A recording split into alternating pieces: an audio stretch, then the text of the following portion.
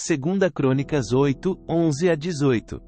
Salomão transferiu a residência de sua esposa, a filha do faraó, da cidade de Davi para o novo palácio que ele havia construído para ela. Disse: minha esposa não deve morar no palácio de Davi, rei de Israel, pois a arca do Senhor esteve ali, e é lugar sagrado. Depois, Salomão ofereceu holocaustos ao Senhor sobre o altar que havia construído para ele diante da sala de entrada do templo. Conforme Moisés havia ordenado, oferecia sacrifícios aos sábados, nas festas de lua nova e nas 3 festas anuais: a Páscoa, a festa da colheita e a festa das cabanas. Segundo as instruções de seu pai, Davi designou os turnos dos sacerdotes. Também encarregou os levitas de dirigirem o louvor e ajudarem os sacerdotes em suas responsabilidades diárias. Designou, por divisões, os guardas das portas, de acordo com as ordens de Davi, homem de Deus. Todas as ordens de Davi com respeito aos sacerdotes, aos levitas e aos tesouros foram cumpridas à risca. Salomão certificou-se de que fosse realizado todo o trabalho relacionado à construção do templo do Senhor, desde o dia em que foram lançados os alicerces até a conclusão das obras. Por fim, Salomão foi a Ezion-Geber e a Elate, portos às margens do Mar Vermelho, na terra de Édom. Hirão lhe enviou embarcações comandadas por seus próprios oficiais, com uma tripulação de marinheiros experientes. Essas embarcações navegaram com os marinheiros de Salomão para Ofir e trouxeram de volta para o rei Salomão 15.750 quilos de ouro. Segundo Crônicas 9, 1 a 31. Quando a rainha de Sabá ouviu falar da fama de Salomão, foi até Jerusalém para pô-lo à prova com perguntas difíceis.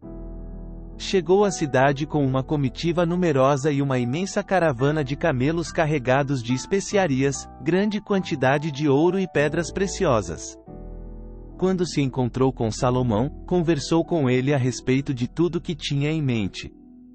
Salomão respondeu a todas as suas perguntas, nada era difícil demais para ele explicar.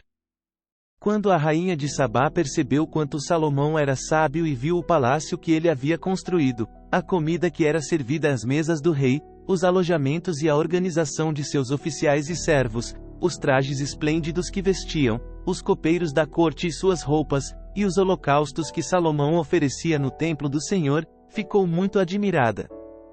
Disse ela ao rei: é verdade tudo que ouvi em meu país a respeito de suas realizações e de sua sabedoria. Não acreditava no que diziam até que cheguei aqui e vi com os próprios olhos.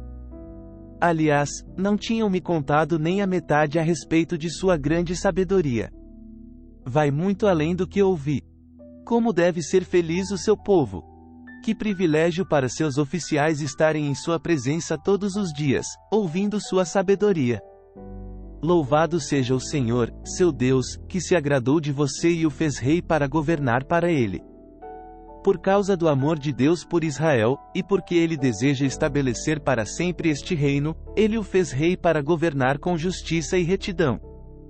Então ela presenteou o rei com 4.200 quilos de ouro, especiarias em grande quantidade e pedras preciosas. Nunca houve especiarias tão finas como as que a rainha de Sabá deu ao rei Salomão. Além disso, os marinheiros de Hirão e de Salomão trouxeram ouro de Ofir, madeira de sândalo e pedras preciosas. O rei usou a madeira de sândalo para fazer os degraus das escadas do templo e do palácio real, e também liras e harpas para os músicos. Nunca se tinham visto coisas tão belas em Judá. O rei Salomão deu à rainha de Sabá tudo o que ela pediu, muito mais que os presentes que ela havia trazido. Então ela e sua comitiva regressaram para sua terra. A cada ano, Salomão recebia 23.300 quilos de ouro, sem contar a renda adicional proveniente dos mercadores e comerciantes. Todos os reis da Arábia e os governadores das províncias também lhe traziam ouro e prata.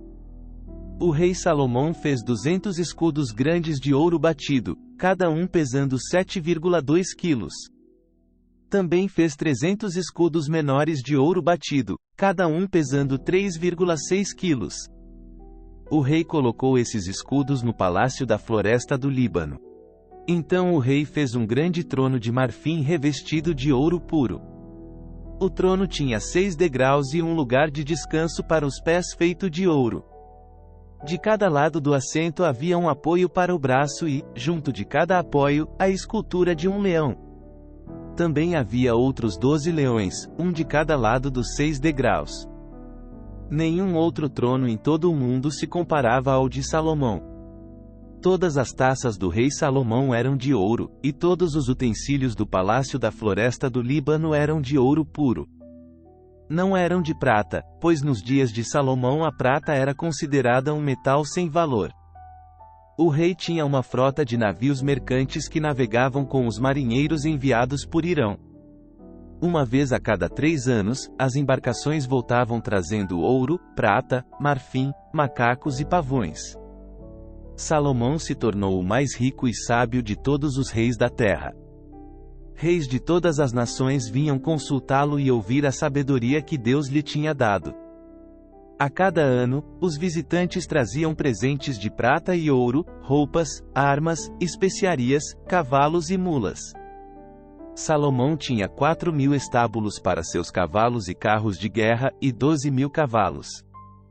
Mantinha alguns deles nas cidades designadas para guardar esses carros de guerra e outros perto dele, em Jerusalém.